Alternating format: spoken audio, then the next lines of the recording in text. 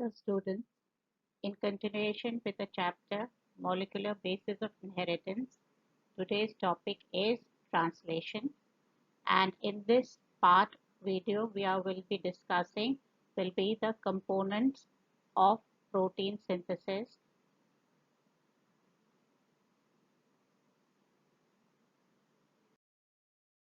Now, in components of the protein synthesis, what do we need for synthesizing a polypeptide chain? The first component will be amino acids, and that you have already done in your 11th class. And second main important will be the ribosomes. So ribosomes, as you have read, are sites of protein synthesis, and these are made up of two subunits. The larger subunit in case of prokaryotes 50S, and in case of eukaryotes 60S, and the smaller subunit in prokaryotes 30S and in eukaryotes 40S. And these ribosomes, they are made up of ribosomal RNA and ribosomal proteins. And in case of prokaryotes, the ratio is 65% ribosomal RNA and 35% ribosomal proteins. But in case of eukaryotes, the ratio between rRNA and protein is approximately 1. But in both prokaryotes and eukaryotes, the two subunits of the ribosomes, they are separate and they come together, join together to form a functional ribosome only when it is attached to the mRNA. Now we'll say that ribosomes are sites for protein synthesis. And what do we mean by sites of protein synthesis? That means they are going to provide a site for the mRNA to bind, which carries the message from the DNA. It also provides a site for the binding of the transfer RNA, which carries the amino acids from the cytoplasm to the ribosomes for protein synthesis. And you'll find the different parts of the ribosomes are, there is a channel for mRNA between the two subunits. It also has an exit tunnel for passage of the newly synthesized polypeptide on the larger subunit, and it has three binding sites for tRNA. Number A, P site, what is called as the peptidyl site.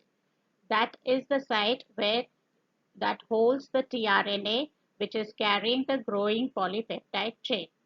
And also the P site will be the site where the initiator transfer RNA will bind to the ribosomes. Next to it is the A site or amino acyl site that holds the tRNA carrying the next amino acid to be added. And the third site is the E site or the exit site for the discharged tRNA to leave the ribosome. Here in this diagram we are showing is the larger subunit of the ribosome, and this is the smaller subunit of the ribosome. Now, in the larger subunit, what you find, there are three sites. Here, this is the A site or the amino acyl site. This is the place where the tRNA carrying the amino acid will come and bind to the ribosome. Next to it is the P site of the peptidyl site. This is the place where the initiator transfer RNA will bind, and it will also the place where the tRNA carrying the growing polypeptide chain is going to bind. So when the tRNA has this given off its amino acid, it will move to this side, that is the exit side, and from here it is going to leave the ribosome. In between the larger subunit and the smaller subunit, this is the place where mRNA is going to bind to the smaller subunit. And here is the exit tunnel for the growing, where the growing polypeptide chain will be present. So we say what is the function of the ribosomes. First, it provides a site for the binding of the mRNA. and also provides the site for binding of the tRNA and places two tRNAs in such a way that a peptide bond will be formed between two amino acids. And also the larger subunit of the ribosomes acts as a catalyst, and that is going to be catalyzing the formation of a peptide bond between two amino acids. And in case of bacteria, in the larger subunit is present 23S rRNA, which acts as a catalyst. And when RNA acts as a catalyst, it is called as ribozyme. Now, next after this is the messenger RNA. Now, what this is a figure showing a fully processed mRNA. And obviously, this fully processed mRNA is processing occurs only in a eukaryotic mRNA, not in prokaryotes. So, in case of a fully processed mRNA, what are the different components that we can see?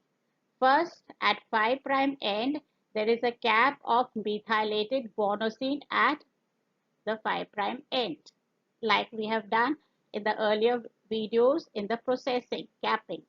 Next comes is 5' end is UTR, that is untranslated regions. That means these regions will be not translated for the polypeptide chain. After that is the start codon. And what is the start codon? The initiation codon AUG. After the start codons, all the sequences that are present will be the coding sequences or the translation unit. And next to it is the stop codon. Stop codons or termination codons are three, as you have read in the genetic code: UAA, UAG, and UGA. After the stop codons, again they are at 3' end, there will be untranslated regions. And after that will be the poly A tail. So we have UTRs present at 5' end after the cap and then before the start codon. This is a start codon here, and at 3' end here after the stop codon. Now the 5' UTR is present upstream because it's towards the 5' end and binds to the ribosomes to start translation. And the 3' UTR provides binding sites for the regulatory proteins and also directs the addition of the poly A tail. So this was about a processed mRNA in eukaryote. Next, third RNA, that is the transfer RNA, which is important, very important. Transfer RNA. Why it is called as transfer RNA? Because it's going to transfer the amino acids from the cytoplasm and carry it to the ribosomes so that it can be incorporated into a polypeptide chain. Transfer RNA you'll find is as usual single-stranded ribonucleotide but in a folded configuration. In a 3D structure, it appears as an inverted L shape. And in a 2D structure, two-dimensional structure, it will appear as a clover leaf model. We say tRNA acts as an adapter molecule. What do you mean by adapter molecule? Because it's going to read the code on mRNA. How it is going to read the code on mRNA? With the help of its anticodon at one end. And also it brings the amino acid from the cytoplasm to the site of protein synthesis. Now, a clover leaf model of tRNA as proposed by Holle has four regions. At one end, you'll find where the amino acid is going to bind to the tRNA, that is the amino acid binding site. Which site that is? The 3' end of the molecule. And it has three unpaired bases, CCA, to which it binds to the amino acid. And each tRNA is specific for their each amino acid. That means one tRNA will always carry one particular amino acid. Opposite to this, the amino acid binding site you have is the anticodon loop or the recognition loop. And this is at the opposite end of this 3' end, and it carries three unpaired bases that is complementary to the codon. So this end is going to recognize the codon on mRNA with the help of its anticodon. Third site will be the enzyme site. That is the D loop or DHU loop that binds with the appropriate amino acid activating enzyme. But tRNA has unusual bases, not the usual, that have with certain modifications. That is dihydrouridine. That is why this is called as D loop. Fourth site will be the ribosome site. That is the T loop that recognizes the ribosome that facilitates anticodon-codon pairing. And here also it has unusual bases like pseudouridine, also called as Psi, and ribopyrimidine. Now here we are seeing a picture of the clover leaf model of the tRNA having stems and loops.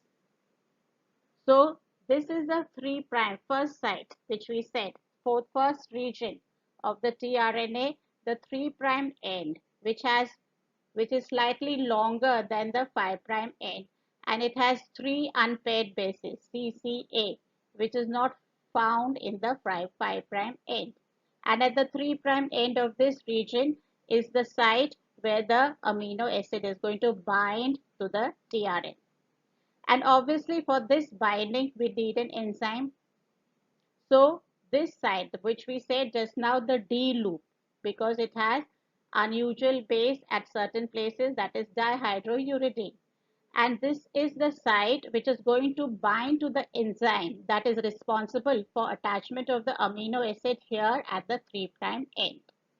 Now, when the amino acid attaches here, that means we say that tRNA has become charged. So then it is going to move towards the ribosomes and bind to the mRNA with the help of, so opposite to this are 3 unpaired bases, which is called as the anticodon. So with this help of the anticodon, it can recognize the codon because it will be complementary to each other. Like you have on the mRNA, this is the mRNA, you have GAG that codes for the glutamic acid. So this tRNA will be having complementary sequences, that is CUC on it. So this can recognize this codon here and bind.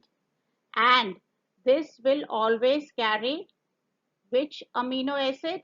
That is glutamic acid, no other. So this is the loop. When it moves to the ribosomes, it's going to bind to the ribosomes. This T loop is going to bind to the ribosomes. That is why it is called as the ribosome site. And the fourth is a variable arm, which is not found in all tRNA. Or take another example like AUG. AUG codes for methionine and also acts as a start codon.